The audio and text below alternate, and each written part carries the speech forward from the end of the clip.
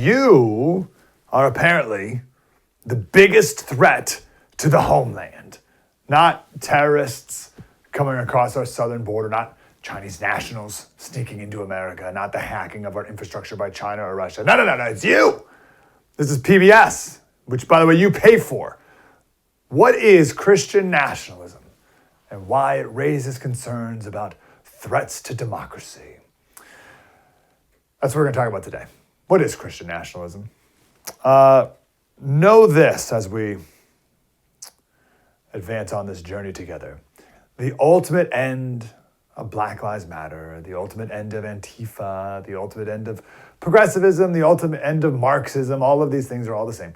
The ultimate end of it is the end of Christianity. That's their main goal, is to destroy Christianity, whether from the outside or from within, which we'll talk about later as well. Christianity is the ultimate threat to their power because God says you can't serve two masters. And they want you to serve them and them alone. So this thing's got to go. We're going to talk with Aaron Metaxas a little bit. He's an expert on Bonhoeffer, wrote a fantastic book on him. And we can talk a bit about how the Nazis infiltrated the church in order to do this. But the same thing, is happening here as well. So apparently I'm a Christian nationalist. I didn't even know that really until I was told I was. And now I'm a huge threat to America. I mean, the Department of Justice, we know this by now, that they've been on the lookout for those extremist, Catholics who may be out there. Gosh, every time I speak at a pro-life pregnancy center, there's always a bunch of these extremist Catholics who are there. Oh, terrible, terrible people. What are these extremists up to, you ask? Good question. Here's a video of some pro-lifers engaging in their act of terrorism outside an abortion clinic. Here, but brace yourself if this kid's watching.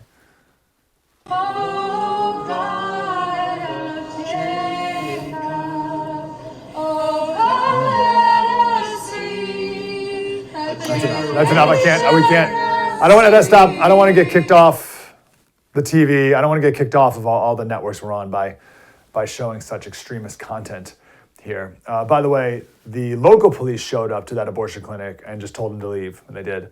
And then the feds came in and arrested them all, and they faced up to 10 years in prison and fined $260,000 each.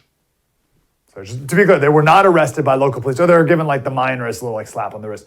But then the feds came down on them hard because they and you are the biggest threat to the homeland. Or it's people like that who are going to save the homeland, but whatever. I found this is a thesis presented at the Army Command and General Staff College at Leavenworth.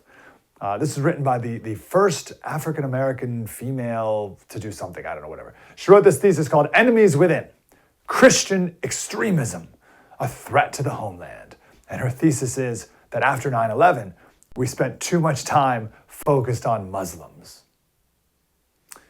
Those extremist Muslims. Gee, I wonder why. But we didn't spend enough time on extremist Christians. So we got some catching up to do. Now, I'm not sure how influential this woman's thesis is, but her perspective is very prevalent among the elite, surely, and even within the military, that the real threat to the homeland are extremist Christians. So let's go back to that PBS article. All right, so what is a Christian nationalist? What is this thing that we're supposed to be so scared of? This is Brad Anoshi, co-host of Straight White American Jesus. He said Christian nationalism is an ideology based on the idea that this is a Christian nation, that this was founded as a Christian nation, and therefore it should be a Christian nation today and should be so in the future. I guess that's me. I mean, what if we weren't founded as a Christian nation, what were we founded as? This article goes on and says, according to survey data, Christian nationalists agree with statements such as, our laws should be based on Christian values. Again, what else should they be based on? We'll get later in the show, we'll get to the lie that is this separation of church and state. But let me just give you one of these examples of one of these dangerous Christian values that laws should be based on. Honor killings are permitted in many Muslim countries. So if our laws were based off of Muslim values, then we would allow honor killings in America. We don't. Thank God we live in a country based off of Christian values, where everyone is made in the image of God, and you can't kill people just because you want to. For example, I know it's maybe like a minor one, but that's just like the first one off the top of the old dome piece. This is a good place to play this video of the great Vodi Bakum. You just stop and think about it for a minute, right? Okay, if you don't want Christian nationalism, what other kind of nationalism do you want? Yeah. Right? Do you want, secular nationalism, Muslim nationalism, or if it's not the Christianity that's the problem, is it the nationalism that's the problem? If we don't want nationalism, what do we want? Do we want globalism? No, thank you, please. Right. So with China in charge. Yeah, exactly. So yeah, it does sound like a bunch of scary Christian nationalism. Yeah. And so what? You're right. Yeah. Christians are the only ones who are told to check their worldview at the door. Yeah. So our guest we have today, Eric Metaxas and Tom Askell, they've both literally written books about this, about what Christian nationalism is. So we're going to make sure we can all define our terms here properly, right? Because that's what the left is defining. To give them credit, they're defining it. Here's one more woman. This is a reporter at Politico on MSNBC defining a Christian nationalist. And the one thing that unites all of them, because there's many different groups orbiting Trump, but the thing that unites them as Christian nationalists, not Christians, by the way, because Christian nationalists is very different, is that they believe that our rights as Americans, as all human beings, don't come from any earthly authority. They don't come from Congress. They don't come from the Supreme Court. They come from God. The problem with that is that they are determining men, it is men, are determining what God is telling them. It's beautiful, right? So their definition of Christian nationalist, you're a Christian nationalist. And by the way, in their mind, when they say Christian nationalist, they think racist, sexist. You heard her emphasize the men. It's men who define this, not women. So they think racist, sexist, xenophobe, fascist, all these things. And they're trying to equate all of them as one, right? So that's what they're thinking. So and we'll get to the, So her definition is that you're a Christian nationalist if you believe that rights come from God.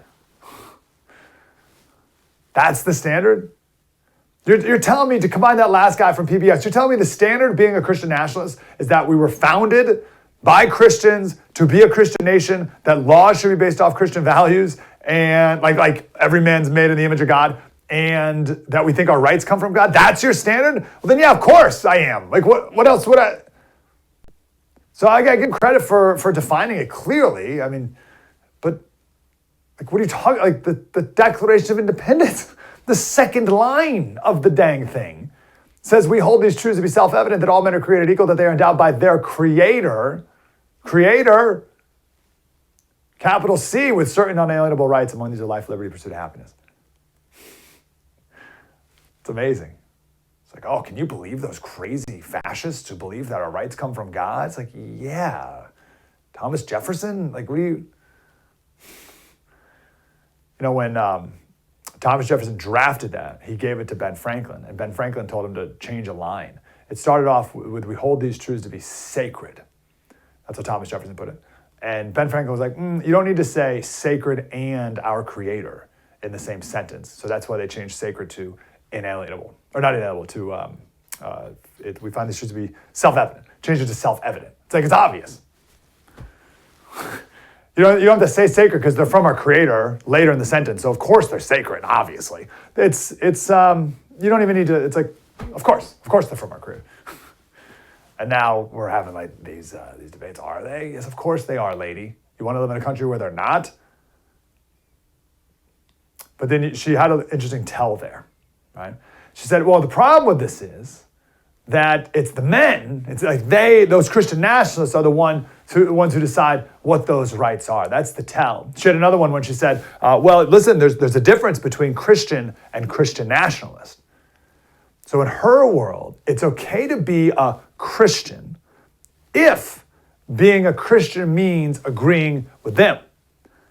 All right? So you could be a Christian if you think abortion is okay and homosexuality is not a sin and people are born good and you don't really need a savior and don't live your life differently now that you're a Christian. Just be a good Christian and just be nice.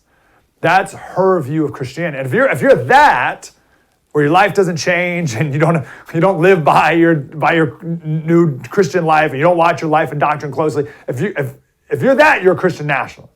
If you don't do those things, then you're an okay Christian and will allow that. Got it? But if you're any more than just being nice, well, then you're a Christian nationalist. And that's the bad kind of Christian. You're an extremist because you believe your rights come from God, like every single one of our founders. Amazing. By the way, the left's so precious civil rights movement, which I agree with, obviously, but they like lift it up as the right. That was based off of Martin Luther King Jr.'s message that we need to live up to the principles of our founding, that all men are created equal, endowed by our Creator. By the way, led by the Reverend Martin Luther King Jr., who spoke to the Christian values that our nation were founded on and appealed to those Christian values and said, hey, we all need to live up to these Christian values. And now we remove the Reverend from Martin Luther King Jr. and we just speak of him as MLK, forgetting not only his reverendness, but also forgetting the foundation of his entire civil rights movement.